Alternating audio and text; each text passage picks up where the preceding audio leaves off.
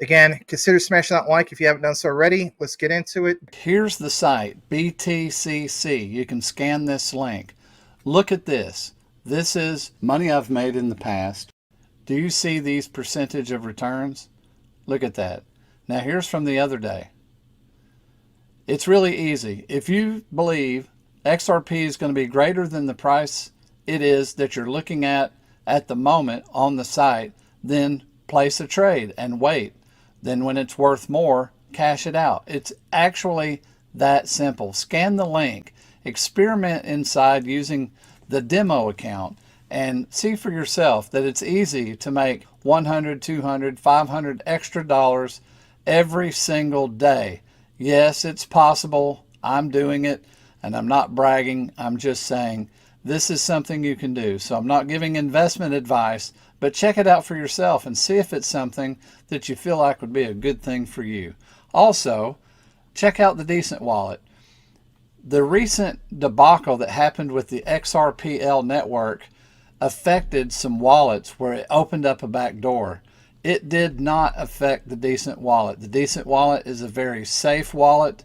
It's one of the safest, if not the safest, with the air gap technology and the fact that you have to couple the device with your phone and have a seed phrase that has multiple layers of security.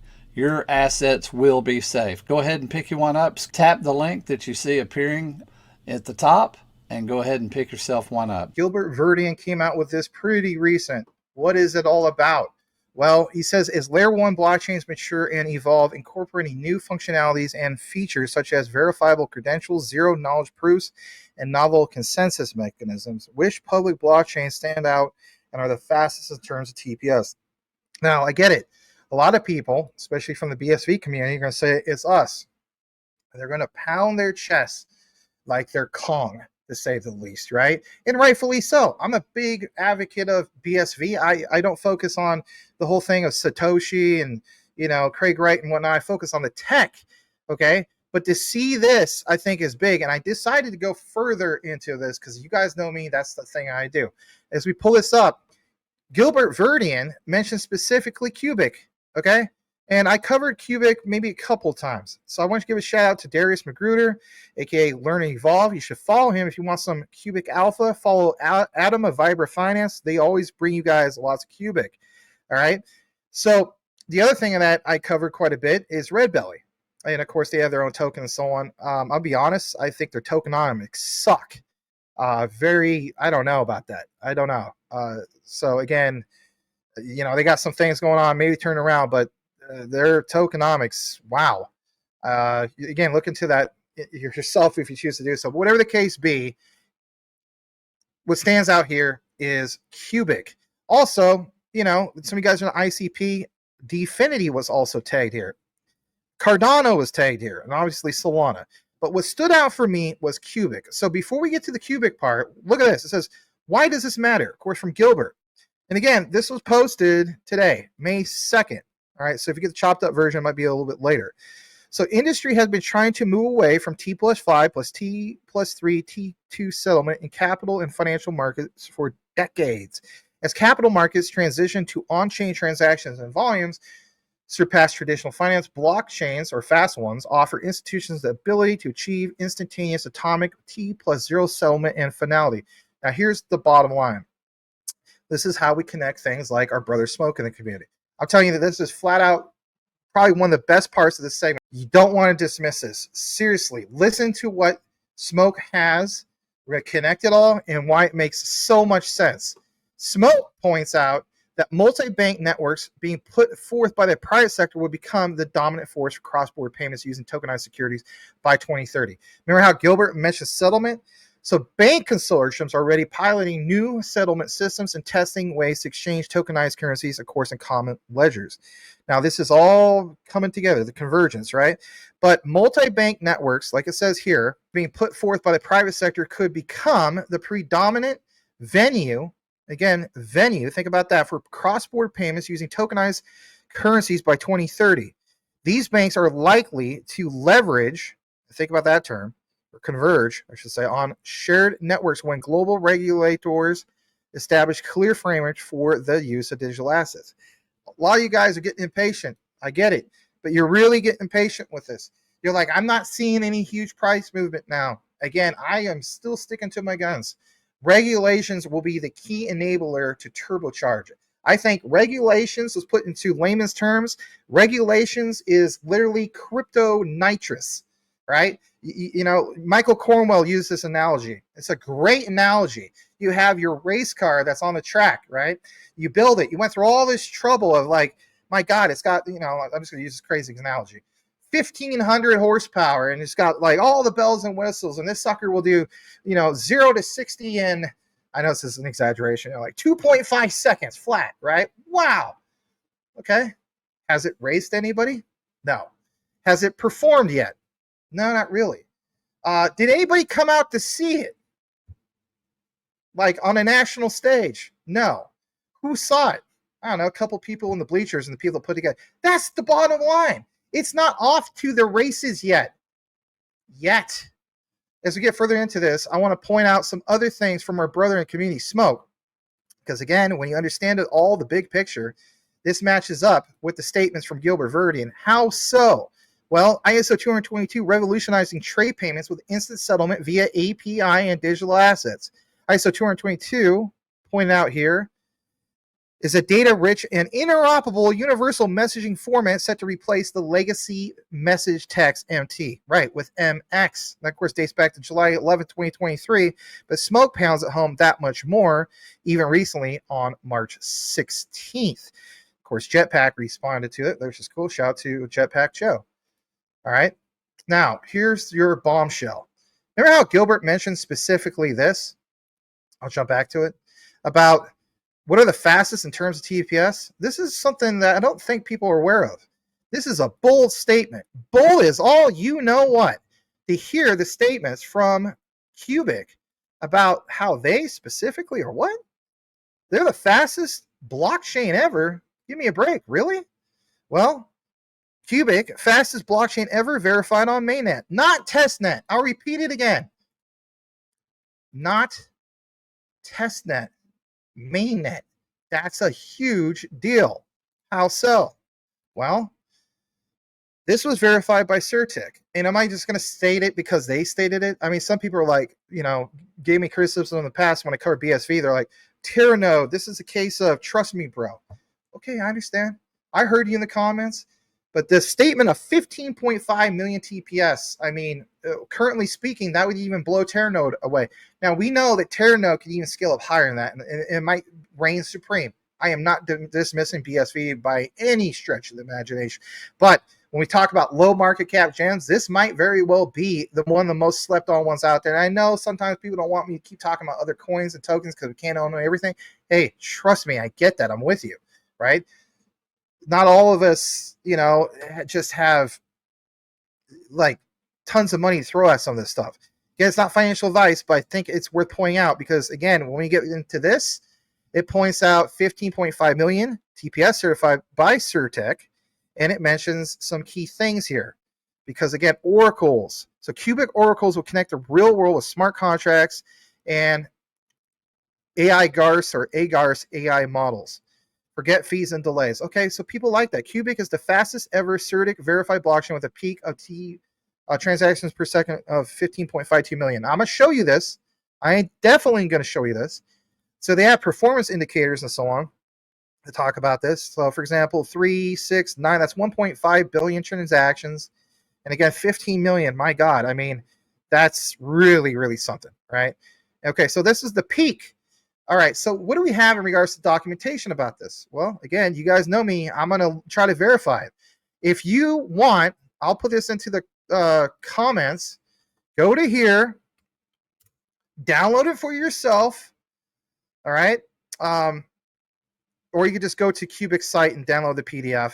Okay? So it's the Certik 2025 test results for Qubic with Certik on mainnet. April 2025 report. All right, let's go into this. On page 13, 33 from the Performance Analyst Final Report, it shows during the testnet on mainnet, the highest average TPS reach 2.64 million, while the peak tick TPS achieved 15.52 million. My goodness gracious, great balls of fire. The detailed experimental results data can be found in the appendix. Get further down into it, it shows some of this. Okay? So again, I want to point this out that when you see the figures here, this is just absolutely huge. And even in the test, because some of you guys are like, well, I want to see where it shows like in the code. Well, it's going to be hard to kind of blow that up, but you do see here the summary of the statistics, the comparative analysis, and again, like how long it took and the duration. It's an actual detailed report. I would challenge you to actually take the liberty and verify it for yourself. And as you see here, max tick TPS, I don't know, I was trying to highlight that specifically, but you see it. This tells me that Qubic, for one, is extremely slept on. Yeah, it has a big supply, but we talked about some of these things with, Adam covered this and so on. Like that real supply is not what you think it is. So they also have burns, apparently, if I'm not mistaken. So it's interesting to see this the performance of this. So, I mean, I have to admit, based off of what's on the surface, this is the leader in the fastest TPS until it's not. All right. So 15.52 million. My goodness. All right. Do we have examples from the dev team? We do. I found this video for you guys 9 days ago. So it says translated versions, but whatever the case be, technical leaders from Certik, Qubic Core Tech, as a deep dive into the results of that performance audit of the groundbreaking 15.52 million transactions per second. We're going to play a little bit of this, and then we're going to come back, hear it from them. Don't hear it from me. Smash that like if you appreciate some Quant connected to some Qubic info. Here we go. Okay, great. Well, hello, everyone, and thanks for joining me. I have a very technical group of speakers here today. I have folks representing Certik, and I also have Joe Tum, who joins us, who is one of many of the CTOs of the Qubic network. One of the great things about Qubic is we have many different roles and many different hats and many different CTOs. And today, though, specifically, we're going to be talking about a speed test we did with Certik. I'm going to actually start off with the Certik folks. If you could just tell us a little bit about Certik and the methodologies that you use for performance speed testing, that'd be a great start.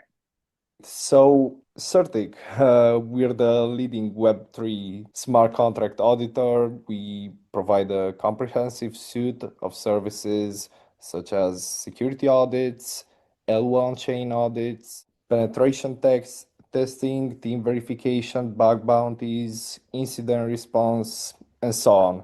And Ming, you can tell us a little bit about the methodology used for the performance test. Okay, I will hand over to this part about the methodology we conduct the performance analysis over the Qubic Layer 1 blockchain mainnet. It starts from February the 12th to the April the 1st, and we focused on the about the below 4 parts. The first, we evaluating high volume transaction handling, and then we measuring throughput, response time, and latency about the network. Then we will determine the average and maximum TPS for this work. And we have also performance stress testing under sustained and rate night nodes on the work to evaluate and to make the optimal performance result from the work. And about the approach, we first initial testing on the Qubic testnet to establish some benchmarks. Then we can evaluate how to proceed on the mainnet. And then we will follow to take the final evaluation on the mainnet. It's based on a custom testing framework built around Qubic CLI, enabling the real-time tick and the TPS monitoring, and also a single instance sequential and stochastic stress in testing. And we have also obtained the detailed log and the telemetry output with Certik TPS breakdowns. After that, we have set up the tool chain for this performance analysis. Yeah, I think this is the methodology we conduct over the Qubic layer 1 blockchain mainnet. Very cool. So actually, I'd like to get into the findings because I think that's what everyone wants to hear. And then I'm going to pass it over to Joe Tum to talk about why he thinks this research is so important and what it unlocks for Qubic. But Ming, do you want to discuss the findings? Yeah, we have take for example, for the 5 minutes test duration over the Qubic layer 1 mainnet, and we can find the result that the peak TPS reached to about 15 million per tick, and this is the TPS of the peak that we can see as a high record on this industry. And the average TPS is also very high. It's reached to up to 2 million TPS. Yeah, and we have performed the transfer during this 5 minutes. It's reached about 782 millions of transfers during these 5 minutes. Yes, I think these results make a solid proof to this record. Yeah. Okay, so the fastest in history. Joe Tum, I'm going to pass it over to you. What does that mean? What does that mean to Qubic, and why is it important? Thank you very much, Jen.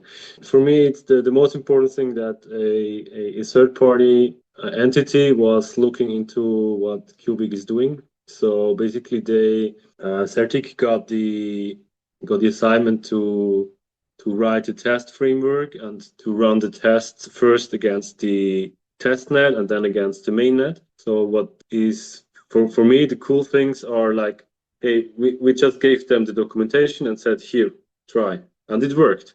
So that means that firstly, if a third party is able to connect to Qubic and to do a test framework without further deep technical intervention from our side, that at least the documentation works.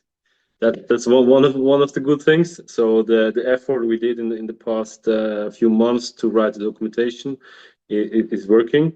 Then for me, it's another thing that having let's say the amount of TPS is so high as we expected.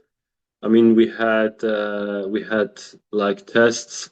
I mean, there's this number of these 55 million transactions per second in the room, which was done in a dedicated test net, like I don't know, maybe 1.5 year ago, and this was in an isolated environment, so not really running on the network directly. So having now real numbers for the network audited by not us, by a third-party entity, makes it very worthwhile for us, or for me, let's say, because it shows us up what Qubic is capable. I don't know if I'm allowed to talk about the audit report I saw, but I read there some sentence like, hey, and please correct me, guys, if I'm wrong, but I read it like we say that the Qubic network is a stable network. It can handle a huge load of traffic, and this was confirmed by this audit, and that there is even potential for growth or for optimization in the future. So that's what I read out of the report. Yeah, so this is from the auditing, which makes me happy to see these results. And for me, working with Certik, is that it's like a partnership which maybe we can also follow in the future. So one of the goals, of course, is as soon as the Qubic core is more or less, I mean, it will never be finished. The developers always work. They will never finish their work. let's be honest. But as soon as we can say the protocol is more or less implemented and it's more or less finished, I guess maybe we can also do further auditing, security audits, or let's say things like this. So having a partner for the future makes sense to me.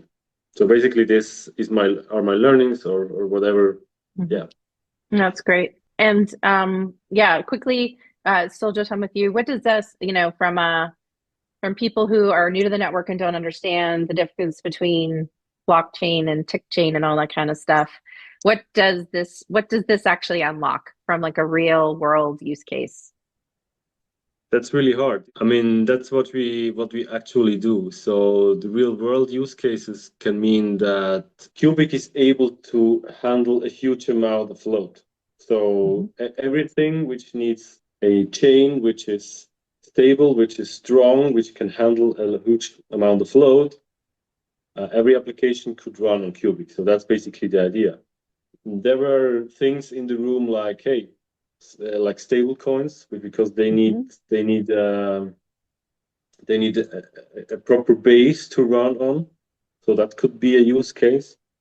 There are even other things like I don't know, integrating for that's just not just my opinion, like for shopping systems or other things.